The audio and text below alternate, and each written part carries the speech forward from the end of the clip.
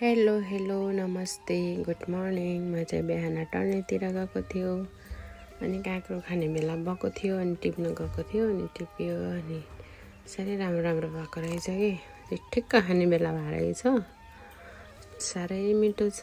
जस अर्ग्यानिक आफूले रोपेको भनेको जस राम्रो के बजारको भन्दा धेरै राम्रो स्वादिलो।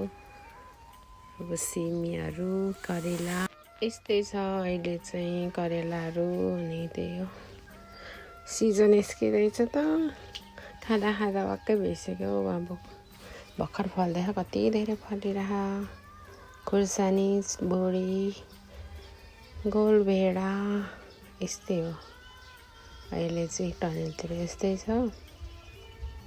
यो सन लट्टे साग घरतिर आएको थियो अनि के खाने तरकारी भनेर सोचेँ अनि फर्सीको मुन्टा खाने बेला भारै छ अनि फर्सीको मुन्टै पकाउँछु भनेर सोचेर फर्सीको मुन्टा टिपेँ। घाम फेरि यति धेरै चर्को के यस्तो चर्को लागिरहेको थियो गर्मी भएर त्यो पनि भिडियो बनाएको थिएँ भिडियोहरू बनाएँ अनि जस पछि हेर्नुहुन्छ भनेर।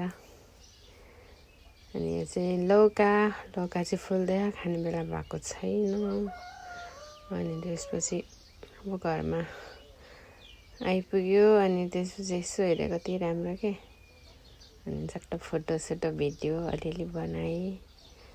भोइस चाहिँ खासै राम्रो छैन त्यही पनि माया गरिदिनु होला धन्यवाद भन्न चाहन्छु।